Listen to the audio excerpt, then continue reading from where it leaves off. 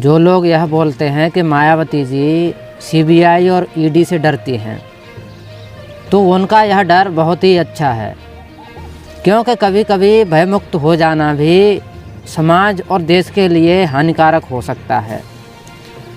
साथियों, जैसा कि झारखंड के पूर्व मुख्यमंत्री हेमंत सोरेन की गिरफ्तारी के बाद देश भर के बहुजनों में, शोषितों में, वंचितों में आक्रोश का माहौल है। और आक्रोश के माहौल के साथ साथ ही साथियों चिंता का विषय भी है कि जो रूढ़वादी जातिवादी मानसिकता के लोग इस देश में समरसता की बात तो करते हैं, लेकिन वह राजनीतिक न्याय की बात नहीं करते। मुझे ईडी गिरफ्तार करने आई है। दिन भर हमसे पूछताछ करने के बाद, समय बिताने के बाद सुनियोजित ढंग से मुझे गिरफ्तार करने का उन लोगों ने फैसला सुनाया। और किस विषय पर?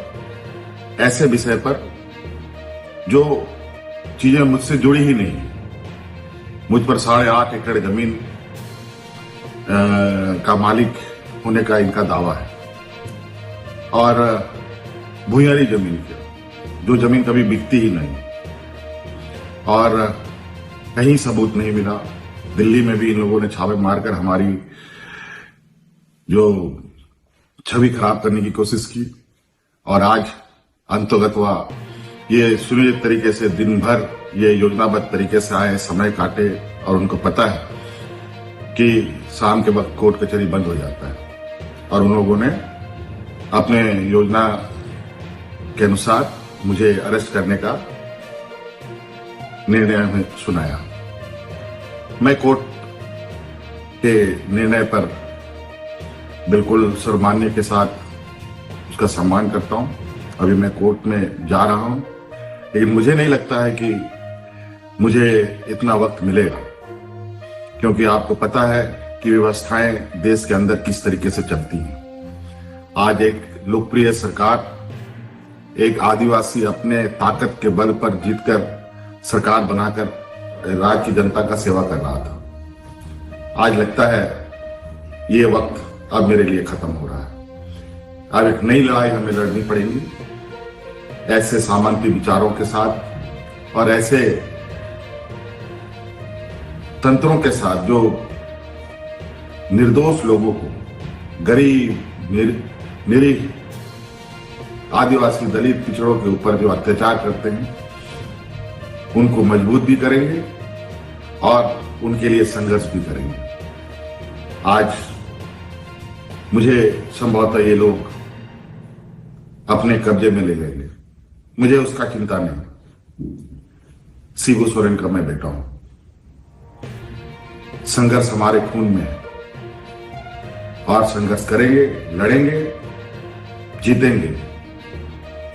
और जिस मंसूबे के साथ आज मुझे अरेस्ट करने का इन लोगों ने निर्णय लिया है, और आपको हम बता दें, बड़ा आश्चर्य की बात है, अभी मैंने जिस जमीन को लेकर उन्होंने मुझ पर आरोप लगाया और मुझे अरेस्ट कर रहे हैं, जहां पर दूर दूर तक मेरा कोई भी नाम कहीं से नहीं, बल्कि जो लोग जाली कागज बनाकर और जिनके फर्जी शिकायत के आधार पर मुझे आज गिरफ्तार करने का एक षड्यंत्र रचकर ये कामयाब हो रहे हैं। और मुझे पूरा विश्वास है आज नहीं कल सत्य की विजय होगी। साथियों, समय मेरे पास बहुत कम है, बहुत कम समय में ये मैं वीडियो बना रहा हूं। एक जो अभी हाल में राजनीतिक षड्यंत्र का शिकार बिहार हुआ है, अब ये दूसरे राजनीतिक षड्यंत्र का शिकार झारखंड को बनाना चाहते हैं। लेकिन आप अस्वस्थ रहें, हेमंत सोरेन झारखंड के हर एक व्यक्ति के दिल में है, हर एक नौजवानों के दिल में है, हर एक बुजुर्गों के दिल में है, हर एक बच्चों के दिल में रहेगा। और जिस तरीके से बूढ़े बुजुर्ग की सेवा करते हुए, नौजवानों को रोजगार देते हुए, अपने महिला सशक्तिकरण को लेकर हमने काम किया, रोजगार सृजन को लेकर काम किया, वो एक लंबा इतिहास लिखेगा। एक लंबा लकीर के रूप में मैं इसे आज संभवतः ये इस लकीर को और ना खींचने दे मुझे, लेकिन आप अस्वस्थ रहें। सत्य की कभी हार नहीं होती। ये मुझे जरूर थोड़ा विचलित अभी करने का प्रयास कर रहे हैं, लेकिन ये बहुत ज़्यादा दिन तक चलेगा नहीं। लेकिन जब हम अगली लड़ाई के लिए तैयार होकर आएंगे तो इस मजबूती के साथ आएंगे कि दोबारा इस तरीके के षड्यंत्र करने वाले आगे से इस तरीके के कदम उठाने से भी हजारों बार इनको सोचना पड़ेगा। धन्यवाद साथियों, जोहार। और कल सुबह अखबार के माध्यम से, टीवी चैनलों के माध्यम से संभवतः आप सब लोगों को इस बात की खबर होगी कि आज हेमंत सोरेन गिरफ्तार हो गया और हमारे जो विरोधी लोग हैं वो अपने नापाक इरादे पर जो अभी कामयाब हो रहे हैं इस पर अपना पीठ थपथपाएंगे। और मैं जानता हूं झारखंड की जनता काफी संवेदनशील है और कर्मठ है और हम अपनी ईमानदारी के साथ अपनी लड़ाई को जारी रखेंगे। और मैं उम्मीद करता हूं कि हमारी इस लड़ाई में आपका भी पूरा सहयोग मुझे प्राप्त होगा। हेमंत सोरेन जी का कहना है कि किस प्रकार से भारतीय जनता पार्टी शोषितों, वंचितों और आदिवासियों को राजनीतिक न्याय से वंचित कर रही है और वह समरसता की बात जो करती है वह भारतीय जनता पार्टी का दिखावा मात्र है।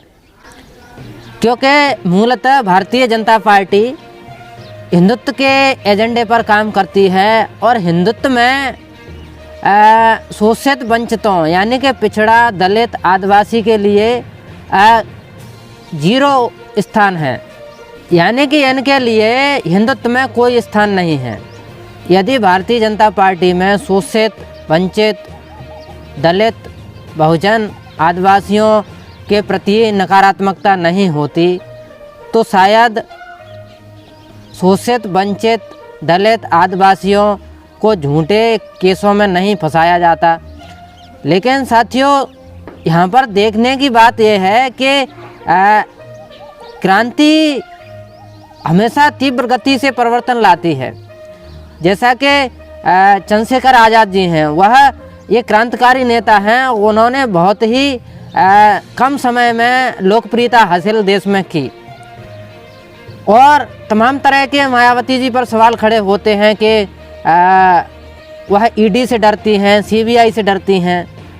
तो उनका डर इसलिए अच्छा है क्योंकि आप देख लीजिए, हेमंत सोरेन जी जो कि एक क्रांतिकारी नेता हैं, उन्होंने राजनीति में मुख्यमंत्री तक का सफ़र किया, लेकिन उनका हश्र क्या हुआ साथियों। तो हमें ये नहीं है कि मायावती जी सीबीआई से डरती हैं, ईडी से डरती हैं। अगर वह डरती भी हैं तो उनका डर अच्छा है क्योंकि वह एक शांति प्रिय नेता हैं और शांति प्रिय व्यक्ति धीरे धीरे परिवर्तन लाते हैं और वह जो क्रांतिकारी नेता होते हैं वह समाज में तीव्र गति से परिवर्तन का काम करते हैं। तो हमें ना तो मायावती जी की निंदा करनी है, ना चंद्रशेखर आज़ाद जी की करनी है। हमें केवल इस बात पर बल देना है कि शोषित, वंचित, श्रमण समाज का कोई भी राजनेता, कोई भी समाज सुधारक, कोई भी संत या जितने भी शुभचिंतक हैं जो कि इस देश की मूल संस्कृति के वाहक हैं, उनका हमें समर्थन करना है। क्योंकि कहीं न कहीं शांति प्रिय लोगों का भी महत्व इस देश के और संस्कृति के विकास में है और क्रांतिकारी लोगों का भी महत्व इस देश के विकास और संस्कृति में भूमिका अदा करते आए हैं और करते रहेंगे साथियों। तो इस प्रकार से ना तो मायावती जी गलत हो सकती, ना ही चंद्रशेखर आज़ाद जी गलत हो सकते। केवल काम करने का सबका तरीका अलग अलग होता है, लेकिन राजनीतिक अधिकारों की प्राप्ति के लिए हमें जहां समर्थन की ज़रूरत होती है हमें समर्थन करना चाहिए और जहां हमें विरोध की ज़रूरत होती है वहां पर हमें विरोध करना चाहिए साथियों। तो साथियों, मैं इसी पर बात कर रहा था और मिलेंगे अगले वीडियो में। आपसे अपील करता हूं कि आप हमारे चैनल पर नए हैं तो हमारे चैनल को सब्सक्राइब करें, लाइक करें, कमेंट करें और सभी दोस्तों में शेयर करें साथियों। धन्यवाद।